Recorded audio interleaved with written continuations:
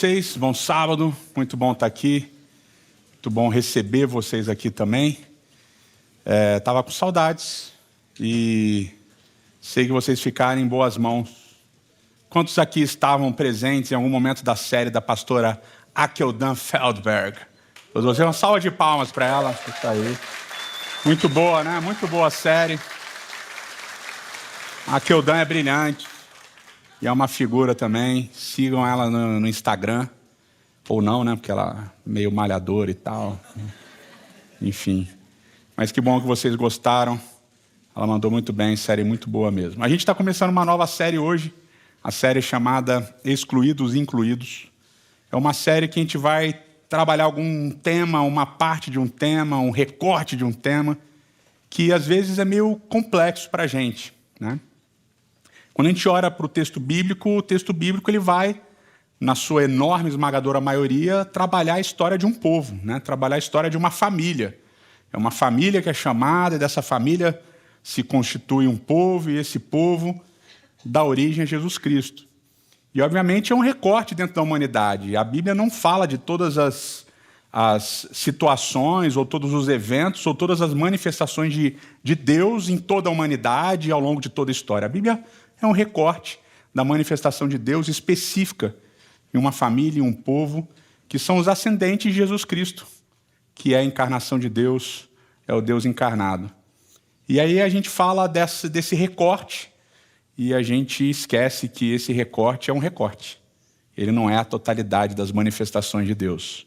E a Bíblia aqui e acolá vai deixar isso claro para a gente, contando histórias que são histórias de pessoas que, em tese, não são parte dessa família, não são parte desse povo, mas se misturam com esse povo, se misturam com essa família, para, de alguma maneira, abençoar, para, de alguma maneira, fazer a graça de Deus, a misericórdia de Deus brilhar e mostrar que brilha para além dos eleitos, para além dessa família, para além desse povo, em todos os cantos dessa terra. E a gente vai começar com um recorte interessante, uma parte interessante, que são justamente pessoas que poderiam ter feito, ou poderiam ter sido eleitas, poderiam ter feito, faziam parte dessa família e poderiam estar nesse grupo dessa história, dessa narrativa. A gente vai falar primeiro de Ismael, né? A história de Ismael é uma história muito interessante, é uma história muito confusa, talvez, né? Deus aparece para Abraão, Deus promete para Abraão um nome, Deus promete para Abraão uma descendência, e Deus promete para Abraão uma terra. E Deus diz que através de Abraão todas as famílias da terra seriam abençoadas. Abraão vai ser um canal, uma fonte de bênção para todas as nações da terra, para todas as famílias da terra. E a promessa não se cumpre, a promessa demora, e vai gerando, vai causando uma série de frustrações. E aí, uma desses arroubos de frustração, Sara diz para Abraão: Abraão, Deus está me impedindo de ter filhos. Ela está frustrada, ela está triste, ela não se sente parte dessa promessa que Deus fez. E ela então diz: olha, Deus está me impedindo de ter filhos, então talvez seja o caso de você deitar com a minha serva Agar e ter um filho com ela, e então cumprir a promessa que Deus fez. Porque se ele prometeu e as coisas estão demorando, a culpa deve ser minha. Sara carregava esse sentimento, essa frustração. E aí, então, Abraão se deita realmente com Agar, isso está lá em Gênesis capítulo 16. E aí, a relação da serva, que agora é aquela que vai carregar o filho da promessa, com a sua patroa, com a sua chefe, né, com a sua senhora, se deteriora muito rapidamente. E o texto diz que Sara tratava Agar muito mal, né? Ela perseguia Agar. E Agar foge, Agar vai para o deserto e Deus aparece para Agar. E aqui é um primeiro aspecto que a gente tem que arregalar os olhos, porque Deus não tinha falado com Sara, Deus não tinha aparecido para Sara, mas Deus aparece e fala primeiro com Agar antes de falar com Sara. E Deus aparece e diz: olha, você vai dar à luz um filho e o nome dele vai ser Ismael. É Deus que escolhe o nome do filho e diz que o nome do filho vai ser Ismael. E eu vou abençoar esse menino e dele vão vir nações, dele vão vir reis. Fica tranquila, volte para lá e cumpra o seu papel. E ela volta. E aí desenvolve a gravidez, nasce Ismael. Ismael é tratado por Abraão com muito amor, com muito carinho, e Abraão chega a considerar que Ismael é o filho da promessa. Tanto é que em Gênesis capítulo 17, quando Deus aparece para Abraão e Deus institui a circuncisão, Deus fala: Abraão, eu vou te dar um filho, e Abraão fala: Senhor, já me deu, cuida de Ismael, que ele seja abençoado por ti, eu sei que ele é o filho da promessa. E Deus fala: não, o filho que eu vou te dar é o filho que vai vir de Sara, e o nome dele vai ser Isaque, inclusive. Deus dá o nome de Ismael, Deus dá o nome de Isaque. E é só no capítulo 18 que Deus vai falar com Sara, quando aqueles 3 seres, um deles, Deus, aparece para Abraão e eles comem juntos, e aí então Deus fala com Abraão e fala com Sara e promete que Sara é que vai dar à luz ao filho da promessa. Então a gente tem aqui um espelho interessante. Primeiro Deus aparece para Agar, Deus diz qual vai ser o nome do filho, depois Deus aparece para Abraão e aparece para Sara e diz que eles vão ter um filho, e que o nome do filho vai ser Isaque. É Deus quem vai definir e guiar esse processo. Ismael cresce, Ismael é circuncidado ali, né, em Gênesis 17, com seus 13, 14 anos, e aí então depois nasce Isaque. Quando nasce Isaque, Isaque vai crescendo, e essa diferença de idade aí provavelmente vai criar um estresse, né? Fora aquele processo natural de um filho, né, digamos, um filho legítimo, digamos assim, o filho de Abraão com Sara ter muito mais privilégios do que aquele filho, digamos assim, o filho bastardo Ismael, que era o filho de Abraão com a serva, com a escrava, com a egípcia Agar. E esse processo é um pouco confuso, porque eles começam a brigar, e aí Sara, novamente, ela chega até Abraão e diz assim: olha, eu quero que você expulse Agar e Ismael daqui, eu quero que você mande eles embora, não quero mais os dois aqui. E diz o texto bíblico que isso pesou demais para Abraão. Abraão ficou muito triste, Abraão ficou muito mal com aquilo, ele não queria fazer aquilo, ele amava o menino, ele amava Ismael. Mas Deus aparece para ele e diz: Abraão, fica tranquilo, obedeça a Sara, mande Ismael embora e fique tranquilo que eu vou cuidar dele. Eu vou cuidar de Agar e eu vou cuidar de Ismael. Deixa comigo, eu vou dar um jeito nisso daí. E aí Abraão, então, diz o texto bíblico, que ele acorda de manhã, Shakam Baboker. Ele acorda de manhã, levanta de manhã, e ele toma água e comida, coloca sobre os ombros de Agar, e ele dá o filho também para Agar, ou seja, fica subentendido que Ismael era muito grudado com o pai, e aí ele manda Agar embora. E diz o texto que Agar e Ismael vão peregrinar pelo deserto, a água vai acabar, a comida vai acabar, e Agar, com o coração desfalecido, ela deixa Ismael embaixo de um arbusto, numa sombra, e diz o texto bíblico que ela se distancia para ver de longe o filho morrer e depois ela morrer. Uma situação limite. E nesse momento Deus aparece. Diz o texto bíblico que ela chora, o menino chora, e essa é a primeira vez que aparece o verbo chorar na Bíblia. É nesse contexto de Agar e de Ismael numa situação de quase morte. E quando eles choram, Deus escuta o choro. E Deus aparece e Deus diz: Agar, não se preocupe. Pega o menino, toma o menino pela mão, eu vou cuidar dele, eu vou abençoá-lo, eu vou protegê-lo, eu vou fazer dele uma grande nação, nunca vai faltar nada para vocês. Ele vai ser um menino que eu vou cuidar.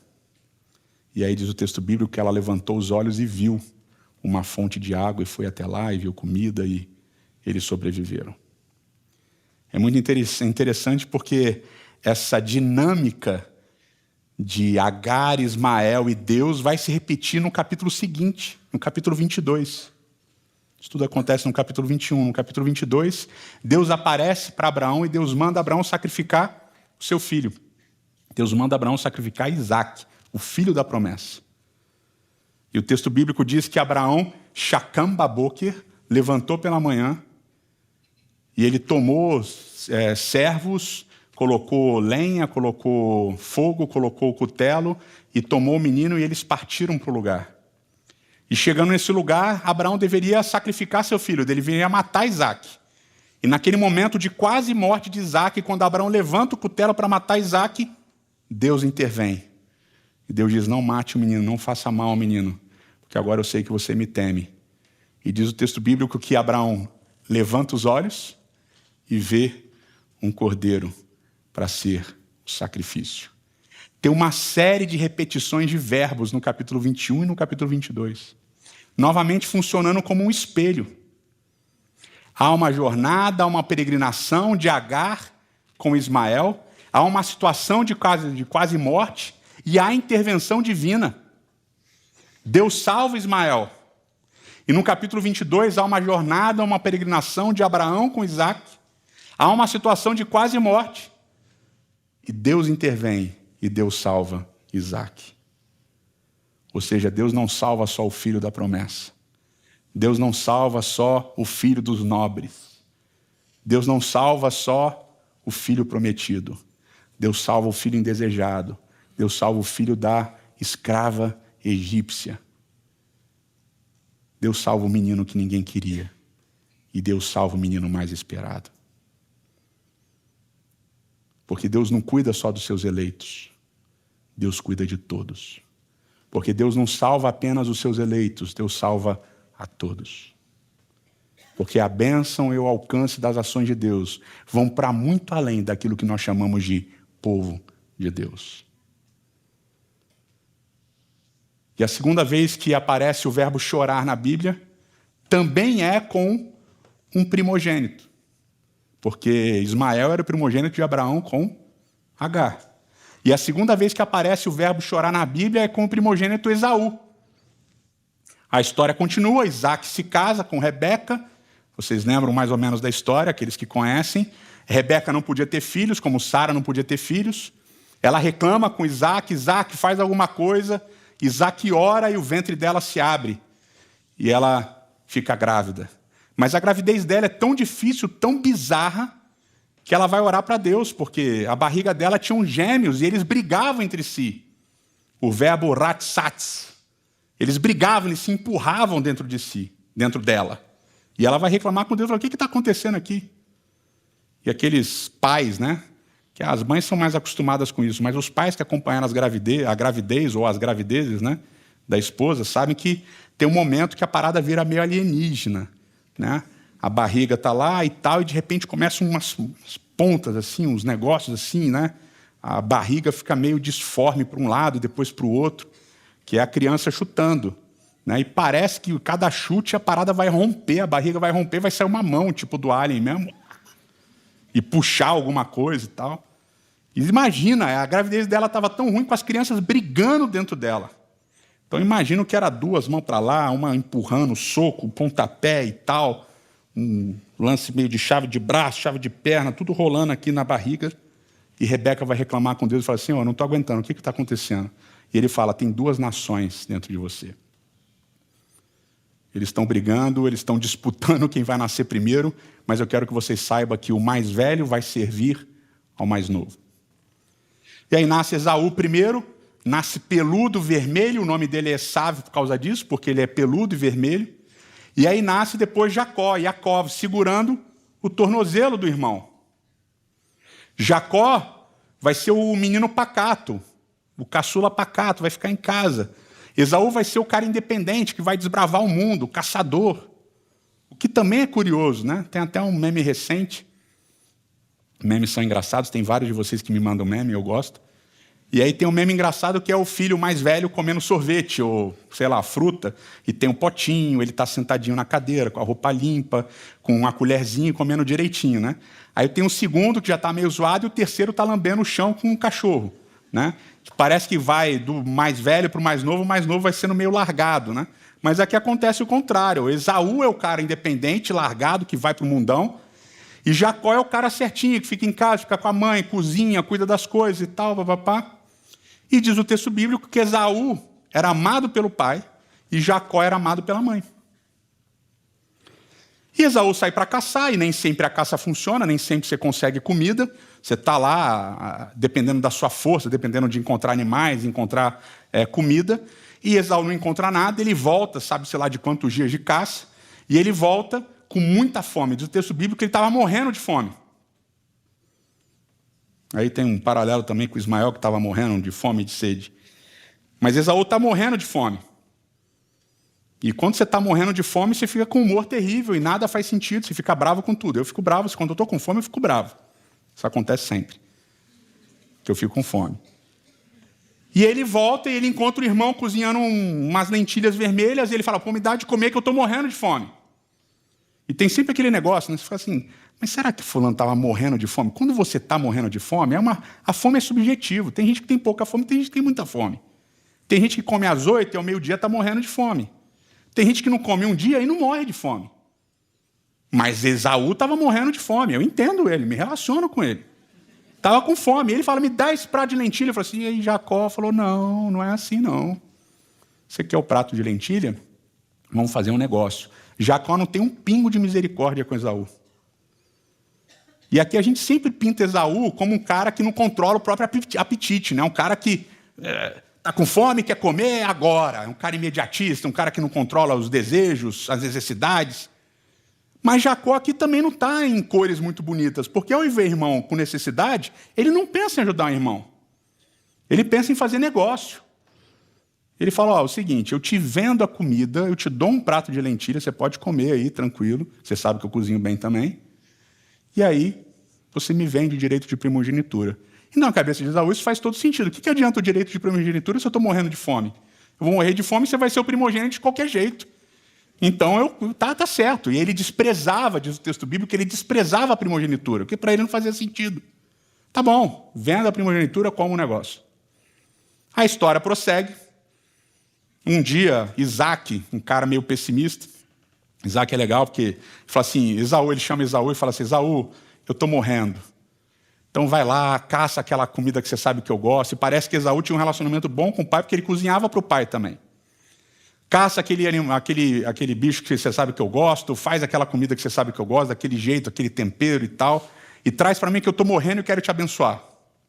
Só que Isaac ainda vai viver para caramba depois disso.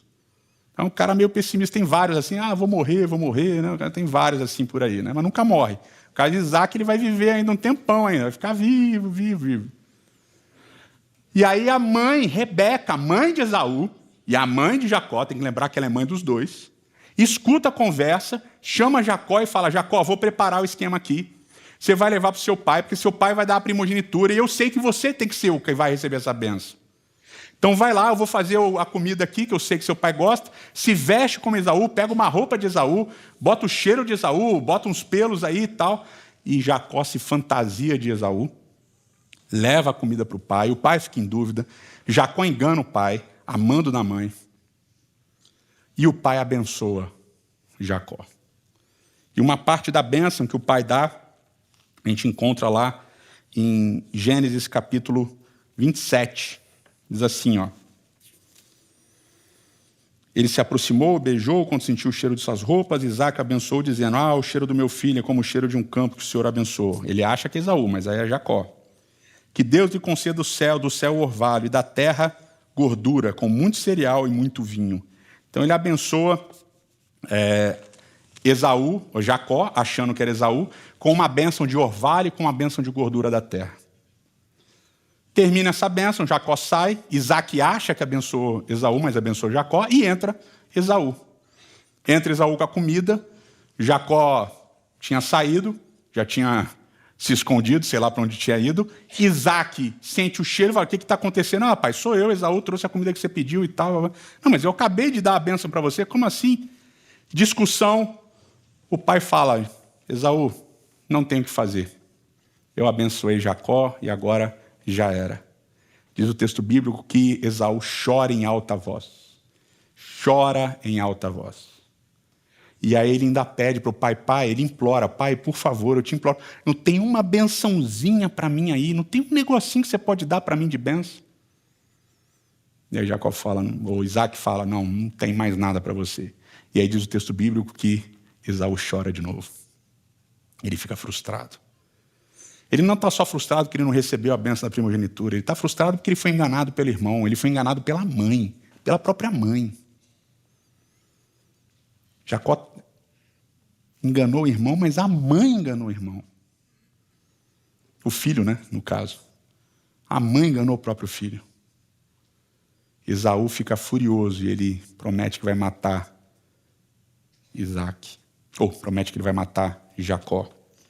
Mas olha a bênção que Isaac acaba dando para Esaú. Infelizmente, nas nossas Bíblias, a tradução está ruim. Mas a tradução mais literal seria capítulo 27, verso 39. Veja, Esaú, que sua morada desfrute da gordura da terra e do orvalho dos céus acima.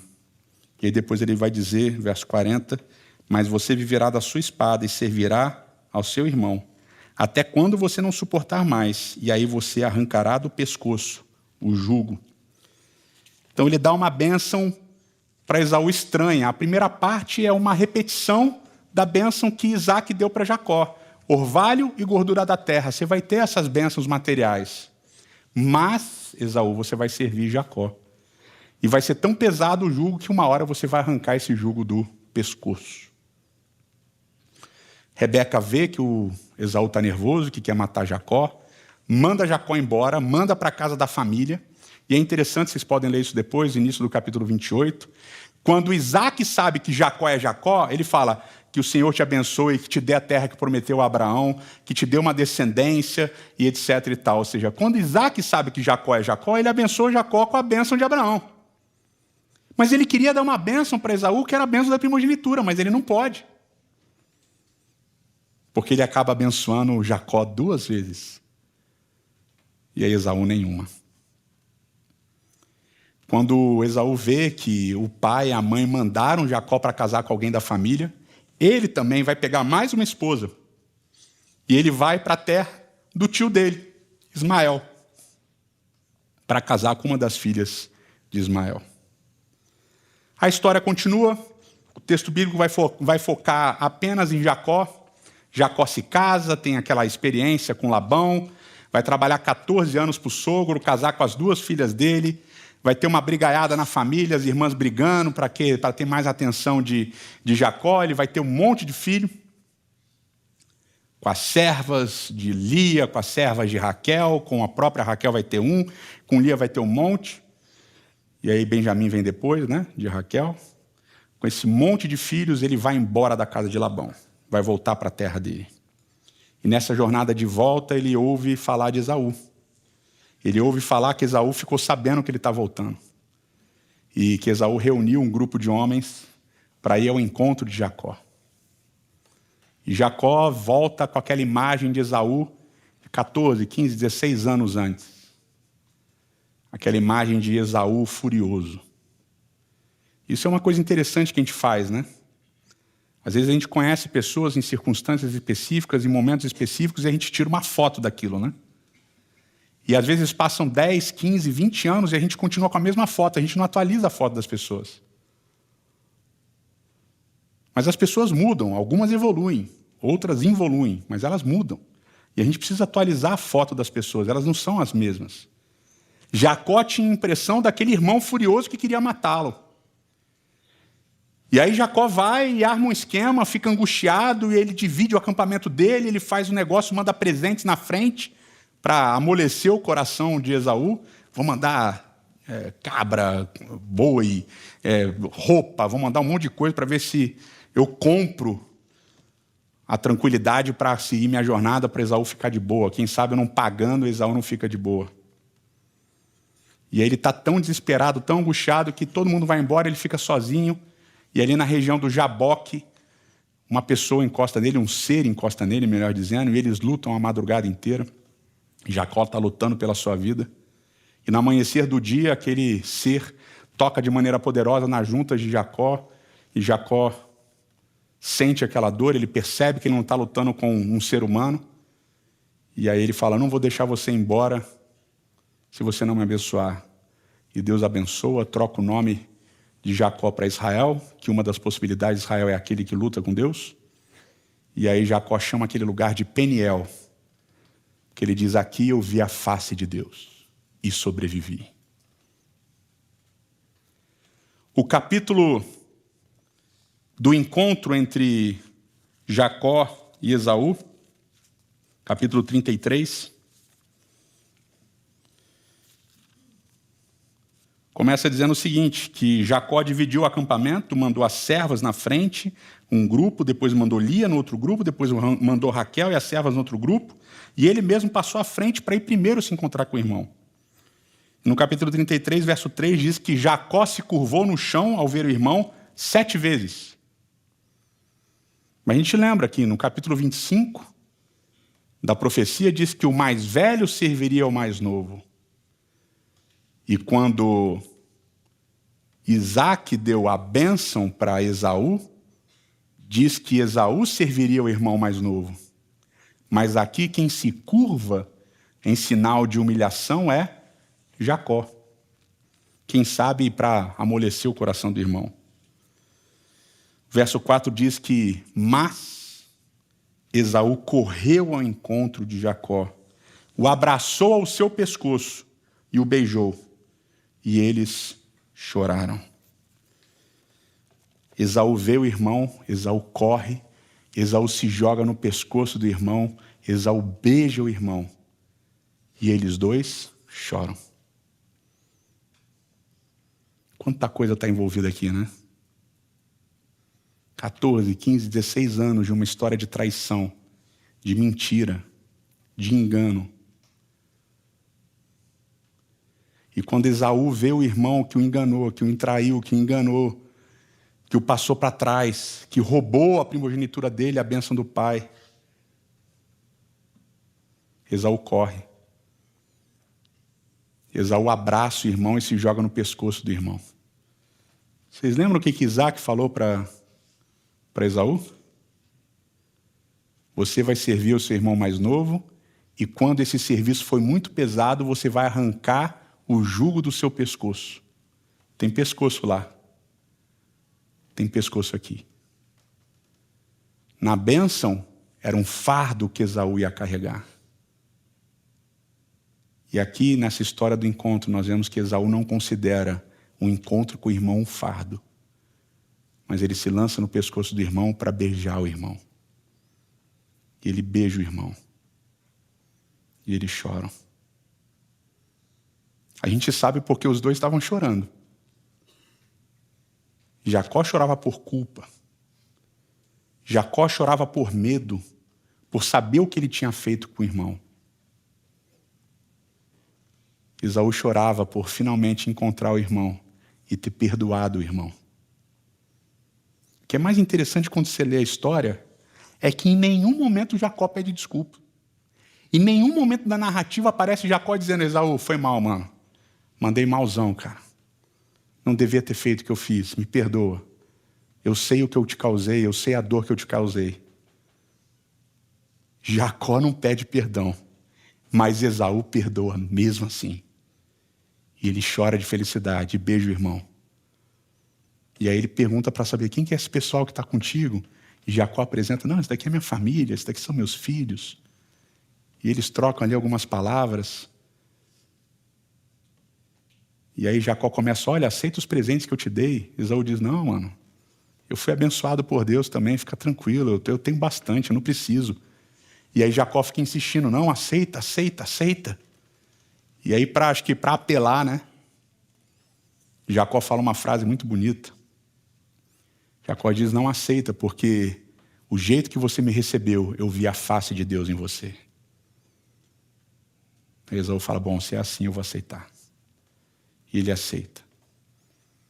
E aí eles conversam mais um pouco. Esaú pergunta se ele quer ajuda, se precisa de alguém para proteger eles na jornada, não precisa, tal. Cada um vai para um lado. Agora olha que interessante. Na sequência do texto, Jacó luta com Deus e diz que viu a face de Deus e chama aquele lugar Peniel. Porque ali ele lutou com Deus e foi abençoado e sobreviveu. E agora, quando ele encontra Esaú, ele diz: em você eu vi a face de Deus. Porque ao encontrar com o irmão, ele sobrevive também. Nos dois momentos, no encontro com Deus e no encontro com Esaú, Jacó, que é o herdeiro da promessa, que é o eleito de Deus, é abençoado por Deus e abençoado pelo seu irmão, a quem ele tinha feito mal.